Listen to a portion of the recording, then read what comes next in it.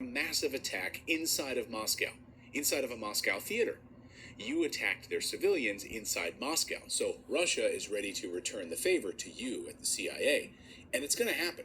The FBI director, Chris Wray, told us this week a massive terror attack is coming very soon to the United States, and he said it's going to be very similar to the Moscow theater attack. But now, increasingly concerning, is the potential for a coordinated attack here in the homeland, akin to the ISIS-K attack we saw at the Russia concert hall just a couple weeks ago.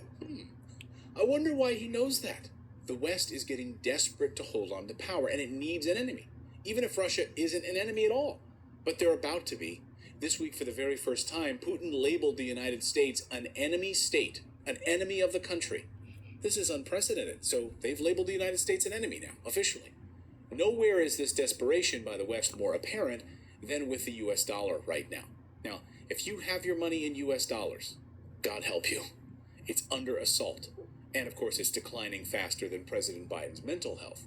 That's why Americans are buying up gold, they're buying up Bitcoin as fast as they can. And so are institutions, and so are central banks, by the way. Congressman Thomas Massie was just on Tucker's show this weekend. It was eye-opening.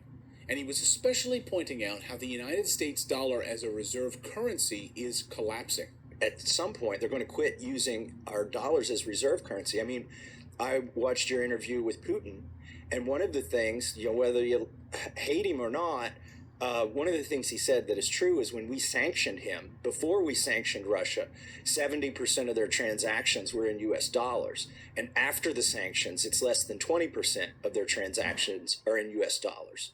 So what we're doing with all these sanctions, ironically, we're shooting ourselves in the foot every time we sanction a country and say you can't use our currency to have a transaction.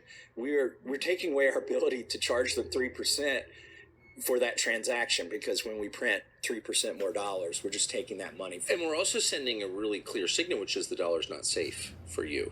Right. It's the reserve currency because it's a safe haven, because it's a stable country. It's the most stable country in the world, and we're not going to weaponize the dollar because that would be shooting ourselves. But suddenly we are. China, Russia, and countless other countries are turning away from the United States dollar to settle transactions.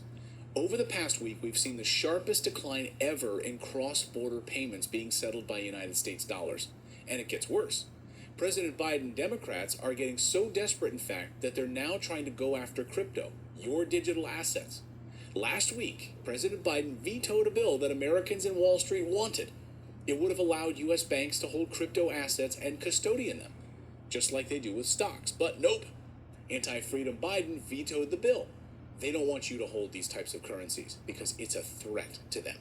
And President Trump made his position very clear this week. I will ensure that the future of crypto and the future of Bitcoin will be made in the USA, not driven overseas. I will support the right to self-custody to the nation's 50 million crypto holders. I say this with your vote. I will keep Elizabeth Warren and her goons away from your Bitcoin. And I will never allow the creation of a central bank digital currency. So the differences right now could not be starker.